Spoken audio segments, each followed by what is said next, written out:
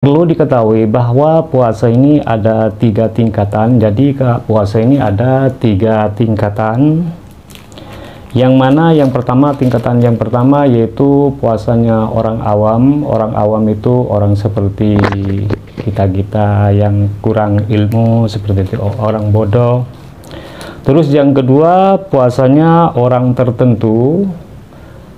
Terus yang ketiga yaitu puasanya orang yang terpilih. Jadi tingkatan puasa itu 3. Yang pertama itu puasanya orang awam, yang kedua puasanya orang tertentu, yang ketiga puasanya orang yang terpilih. Seperti itu. Seperti apa puasanya orang awam itu? Wa amma shaumul awami fahuwa kaful batni wal farji an qada'i syahwah. Adapun yang dinamakan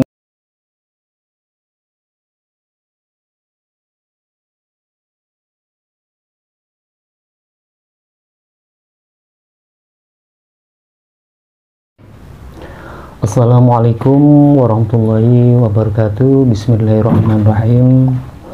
Alhamdulillahirabbil alamin. Assalatu wassalamu ala asrafil anbiya'i wal mursalin Sayyidina wa habibina wa syafi'ina wa qurrati ayunina Muhammadin sallallahu alaihi wasallam wa ala alihi wa ashabihi ajma'in. Halo teman-teman semua, selamat berjumpa kembali bersama saya di WKL Channel yang penuh pembelajaran bagi pecinta ilmu agama. Pada konten kali ini saya masih tetap membahas di dalam seputar masalah agama. Pada konten kali ini saya memberi judul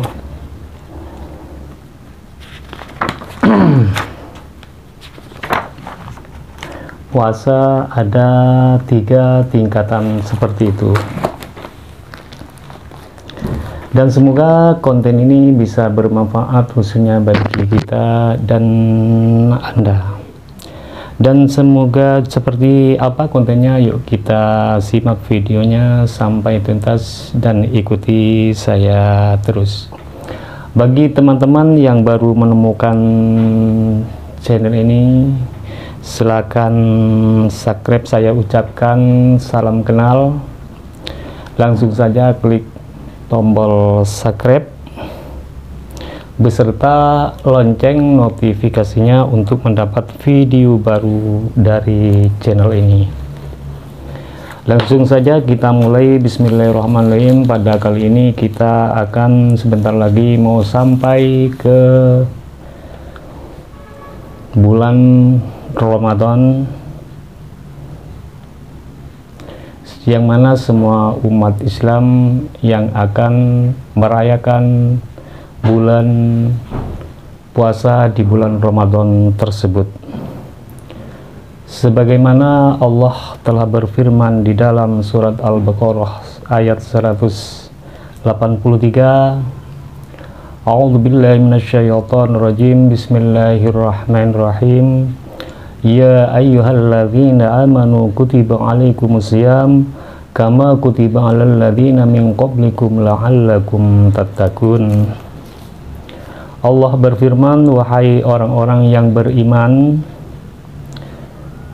telah diwajibkan atas kalian yaitu puasa sebagaimana telah diwajibkan puasa tersebut bagi orang-orang yang sebelummu. Mudah-mudahan kalian itu bertakwa kepada Allah Subhanahu wa taala. Bertakwa apa? Ayil ma'asiyah. Semoga kita di dalam menjalankan puasa ini kita selalu menjauhi kemaksiatan kepada Allah Subhanahu wa taala. Kenapa pentingnya puasa? Puasa ini pentingnya fa inna shauma yuhsirus sahwata allati hiya mabdu'uha. Sesungguhnya puasa itu bisa mematahkan syahwat. Jadi kalau kita berpuasa itu bisa mematahkan syahwat nafsu birahi kita, bisa mematahkan nafsu birahi kita. Karena apa? Karena nafsu birahi itu adalah awal mula dari pendorong kepada kemaksiatan. Jadi yang mendorong kepada kemaksiatan itu adalah nafsu birahi alias syahwat, seperti itu. Makanya kita kalau berpuasa maka kita bisa mematahkan syahwat atau birahi kita.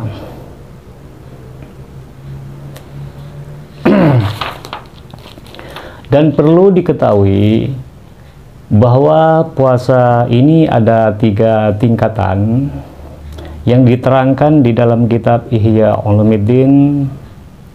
I'lam anna shauma salasu darajatin, shaumul awami wa shaumul khawasi wa shaumu khawasil khawasi. Perlu diketahui bahwa puasa ini ada 3 tingkatan. Jadi puasa ini ada 3 tingkatan. Yang mana tingkatan yang pertama yaitu puasanya orang awam. Orang awam itu orang seperti kita yang kurang ilmu, seperti itu, orang bodoh. Terus yang kedua puasanya orang tertentu. Terus yang ketiga yaitu puasanya orang yang terpilih. Jadi tingkatan puasa itu 3. Yang pertama itu puasanya orang awam, yang kedua puasanya orang tertentu, yang ketiga puasanya orang yang terpilih, seperti itu. Seperti apa puasanya orang awam itu? Wa amma shaumul awami fahuwa kaful batni wal farji an qada'i syahwah. Adapun yang dinamakan puasa orang awam, seperti kita ini orang awam, artinya orang yang tidak berilmu, puasanya itu hanya menahan perut saja, hanya menahan makan, menahan minum, hanya dan menahan kemaluan dari nafsu birahi. Itu puasanya orang awam. Jadi sekali lagi puasanya orang awam itu hanya sekedar mencegah makan dan minum dan mencegah kemaluan dari nafsu birahi. Itu puasanya orang awam.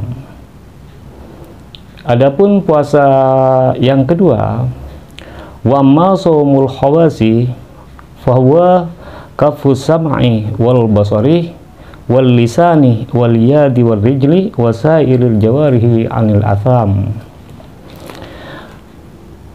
Adapun puasanya orang tertentu, kalau puasanya orang yang tertentu itu adalah mencegah telinga, mencegah pandangan, mencegah mulut dari merasani orang lain, dari memfitnah orang lain, dari mengadu domba orang lain, dan mencegah tangan dari mengambil digunakan untuk barang haram, dan mencegah kaki, dan mencegah semua anggota-anggota mencegah dari perbuatan dosa. Itu adalah puasa orang tertentu. Jadi sekali lagi puasanya orang tertentu itu adalah menahan pendengaran dari mendengar hal-hal yang haram, menahan pandangan dari memandang hal yang haram, atau mencegah mulut dari mengatakan hal yang haram, dan mencegah tangan, dan mencegah kaki, dan mencegah seluruh anggota tubuhnya dari perbuatan dosa. Itu adalah puasa dari orang tertentu. Karena apa? Fala yatimmu dzalika illa bi mudawati khamsati asya'a. Karena puasa itu tidak akan sempurna kalau tidak melakukan 5 hal tersebut. Jadi puasa kita itu walaupun puasa tidak akan berpahala kalau 5 hal ini tidak dilakukan. Apa yang pertama? Al-awwalu ghaddul basari an kulli ma yadummu syar'an. Hal yang pertama yaitu menundukkan pandangan dari memandang hal-hal yang diharamkan oleh syariat. Jadi kalau kita puasa itu harus pandangan kita itu dijaga dari memandang kepada hal yang dilarang oleh hukum agama. Yang kedua, hal yang kedua harus mencegah hifdzul lisan, menjaga lisan dari merasani orang lain, marah kepada orang lain, mengadu domba kepada orang lain, seperti itu harus dicegah kalau lagi puasa. Terus anil ghaibati, terus menjauh dari merasani orang lain. Kalau kita puasa itu tidak boleh merasani orang lain. Wal kadhibi, dan tidak boleh dusta, berkata dusta di dalam puasa itu tidak boleh. Terus selanjutnya wan namimatuh, mengadu domba. Mengadu domba itu tidak boleh waktu puasa. Wal yaminul ghamusu, dan sumpah yang palsu.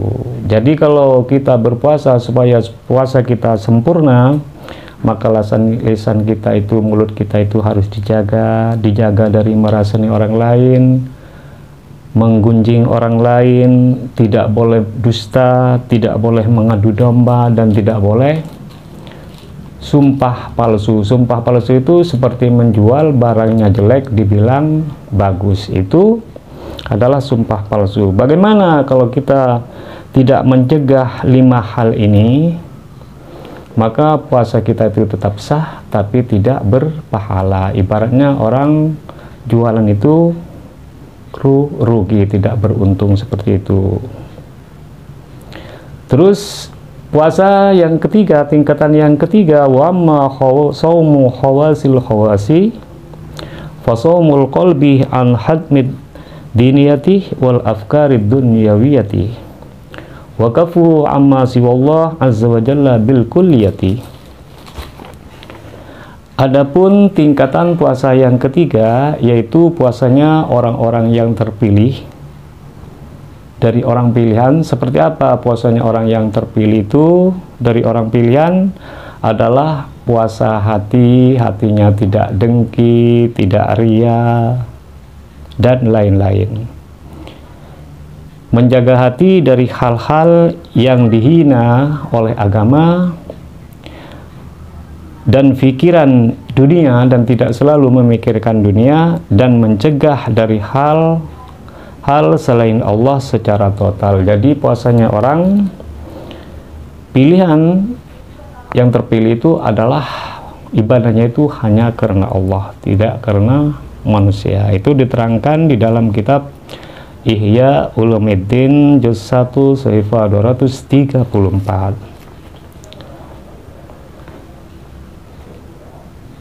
Terus ada hadis mengatakan laisa siyamu minal akli wa syurbi innamas shaumu minal lagwi war rafasi. Hakikat puasa bukan hanya tidak makan dan tidak minum. Puasa itu bukan hanya kita tidak makan, bukan hanya kita tidak minum.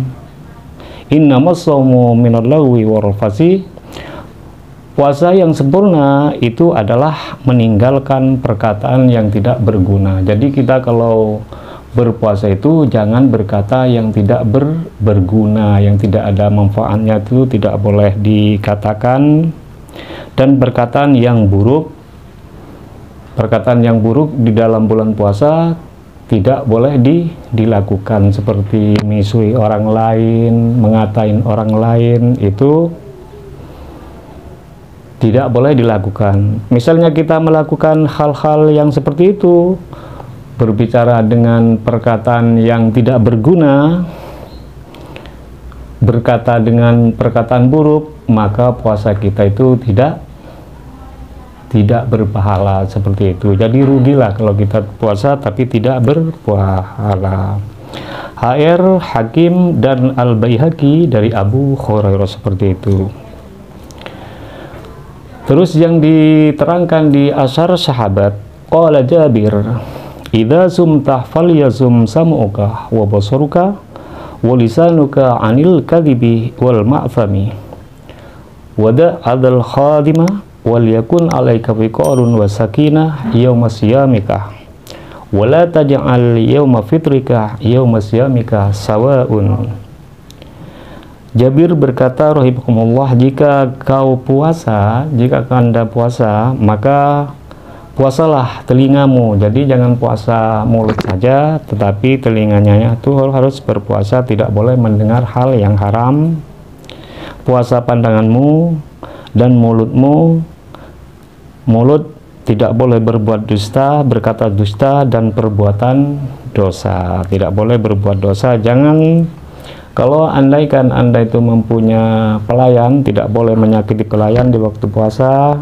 Tidak boleh menyakitkan orang tuamu, tidak boleh menyakiti istrimu, dan tidak boleh menyakiti tetanggamu, dan tidak boleh menyakiti orang lain. Itu di waktu puasa itu supaya kita berpahala. Tidak boleh, kalau punya pembantu, tidak boleh menyakiti pembantu, tidak boleh menyakiti orang tua, tidak boleh menyakiti istri, dan tidak boleh menyakiti suami, dan tidak boleh menyakiti tetangga, supaya puasanya itu berpahala. Wala taj'al yauma fitrika yauma siyamika sawa'un, lakukanlah puasamu dengan semangat dan ketenangan, dan jangan samakan hari fitrimu dengan hari puasamu. Seperti itu. Agar apa? Agar puasa kita itu berpahala dari Allah Subhanahu wa ta'ala. Anin Nabi alaihi salatu wassalam qala hikayatan ar-rabbihi ta'ala kullu amal ibni adam lahu illa shaumah fa innahu li wa ana ajzi bihi. Puasa ini adalah ibadah yang paling istimewa di sisi Allah.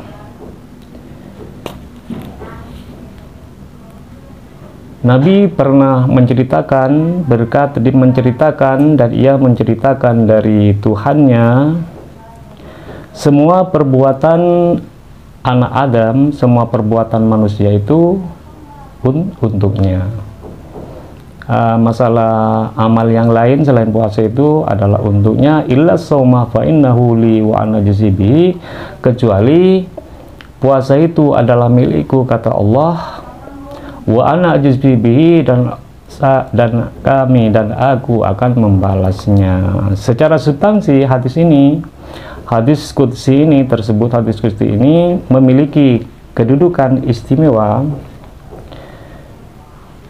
Hadis qudsi tersebut menyampaikan bahwa ibadah puasa itu memiliki kedudukan istimewa di sisi Allah Subhanahu wa ta'ala dibandingkan dengan ibadah yang lain. Jadi ibadah puasa itu memiliki kedudukan istimewa di sisi Allah dibandingkan ibadah yang lain. Karena apa? Li'anna as-shauma sirrun laisa fihi amalun yushahadu lahu. Karena apa? Karena apa puasa ini adalah ibadah istimewa? Karena puasa adalah amal rahasia yang tidak bisa dilihat oleh siapapun. Jadi kalau puasa itu adalah ibadah yang sifatnya rahasia, yang tidak bisa dilihat oleh siapapun. Bikhilafi sa'iri ta'ati wa ila innahu wa li'annahu sirrun la yarahu ahadun illallahu ta'ala faldazama jaza'ahu. Berbeda dengan amal yang lain, ibadah puasa itu berbeda dengan amal yang lain, dan sesungguhnya puasa adalah amal rahasia yang tidak bisa dilihat oleh manusia kecuali Allah Subhanahu wa ta'ala yang melihatnya, yang menilainya, seperti itu. Maka Allah yang menetapkan balasan amal puasa tersebut.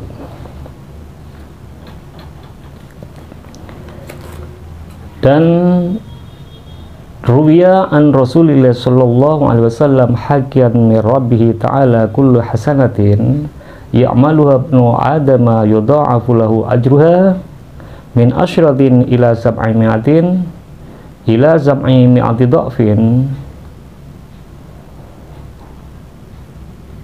diriwayatkan dari Rasulullah sallallahu alaihi wasallam, dan ia bercerita dari Tuhannya. Artinya di hadis qudsi ia menyebutkan setiap kebaikan, artinya selain puasa yang dilakukan oleh anak Adam, maka pahalanya akan dilipat gandakan dari 10 lipat hingga 700 lipat. Jadi semua kebaikan yang dilakukan oleh manusia itu pahalanya dilipat gandakan oleh Allah dari 10 lipat hingga 700 lipatan. Itu illa shaumah, kecuali puasa. Jadi amal selain puasa itu pahalanya bisa 10 hingga 700 lipatan. Kecuali puasa, maka puasa itu fa innahu li wa an ajzi bihi, maka puasa itu milikku, kata Allah di dalam hadis qudsi, wa an ajzi bihi, dan Allah yang akan membalasnya. Terus diceritakan dari Ibnu Abbas, wa an Ibnu Abbasin radhiyallahu anhuma, dan diceritakan dari Abdullah bin Abbas annahu qala sami'tu Rasulullah sallallahu alaihi wasallam yaqulu, saya pernah mendengar Rasulullah sallallahu alaihi wasallam bersabda, kata Ibnu Abbas, berkata apa Rasulullah, lau ta'lamu ummati ma fi ramadana latamannau an takuna as-sanatu kulluha ramadan. Jikalau umatku mengetahui kepada apa yang ada di bulan Ramadan, maka mereka sungguh mengharap dalam 1 tahun itu semuanya dijadikan bulan Ramadan. Seperti itu. Kalau jika saja umatku, kata Nabi itu, tahu kepada apa yang ada di bulan Ramadan, maka sungguhnya mereka itu mengharap semua bulan itu dijadikan, semua tahun itu dijadikan bulan Ramadan. Setahun itu dijadikan bulan Ramadan. Karena apa?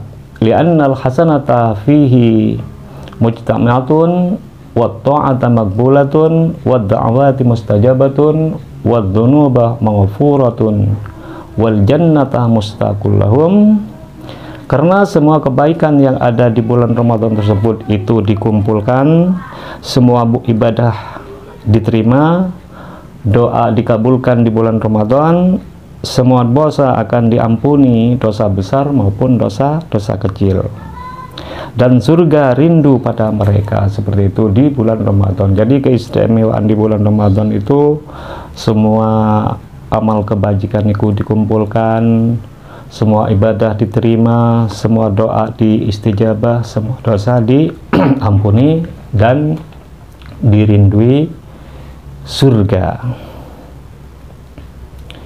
Dan surga itu rindu pada mereka dosa, dan dosa yang diampuni itu asalkan di bulan Ramadan itu betul-betul bertaubat nasuha dan tidak mengulangi lagi. Kalau Anda itu bertaubat di bulan Ramadan itu, maka taubat Anda itu betul-betul diterima oleh Allah, asalkan betul-betul menjauhi larangan Allah dan tidak kembali lagi kepada maksiat tersebut. Dan surga itu menanti kehadiran orang-orang yang melaksanakan puasa Ramadan dengan sempurna. Jadi kalau kita melaksanakan puasa bulan Ramadan itu dengan sempurna, maka dirindu oleh surga. Sempurna itu seperti apa? Tidak merasani orang lain, tidak menggunjing orang lain, tidak dusta, dan tidak bersumpah palsu. Maka kalau kita tidak melakukan seperti itu, maka puasa kita itu akan sempurna, pahalanya besar. Dan jangan sampai kita termasuk kebanyakan orang yang melaksanakan puasa Ramadan yang tidak sempurna. Jangan sampai kita puasa di bulan Ramadan tetapi tidak sempurna, artinya tidak berpahala. Tidak berpahala itu seperti apa? Ya seperti berkata buruk, menggunjing orang lain, mengadu domba, dusta, dan lain-lain. Maka kalau kita melakukan seperti itu, maka puasa kita itu tidak sempurna. Dan perlu diketahui, bagi orang-orang, bagi kita-kita yang sudah berpuasa itu harus menghormati orang lain. Misalnya kalau ada teman-teman yang masih belum berpuasa, kita tidak boleh mengatain dia. Akan tetapi kita harus memberi peringatan, diajak dia supaya dia bisa berpuasa. Seperti firman Allah di dalam surah Al-Dzariyat ayat 55. A'udzubillahi minasyaitonirrajim. Bismillahirrahmanirrahim. Wa dzakir fa inna dzikra tanfa'ul mu'minin. Tetapkan memberi peringatan karena sesungguhnya peringatan itu bermanfaat bagi orang lain. Jadi walaupun kita berpuasa, kita harus menghormati orang yang tidak berpuasa. Artinya kita tidak boleh mengatai orang yang tidak berpuasa itu tersebut. Tidak boleh menghina orang yang tidak berpuasa tersebut. Sebaliknya bagi orang yang tidak berpuasa, ya menghormati orang yang berpuasa, seperti merokok, makan dan minum itu harus menjauh dari orang yang berpuasa supaya dosanya tidak tambah besar. Itu saja dari saya, semoga bermanfaat. Doa terbaik dari saya, semoga kita selalu diberi kesehatan, dipanjangkan umur, dilimpah ruahkan milik rezekinya, dan selalu ada dalam lindungan Allah Subhanahu wa Ta'ala. Bila ada ucapan atau makna-makna dan pemahaman yang kurang berkenan di hati teman-teman, saya mohon maaf yang sebesar-besarnya.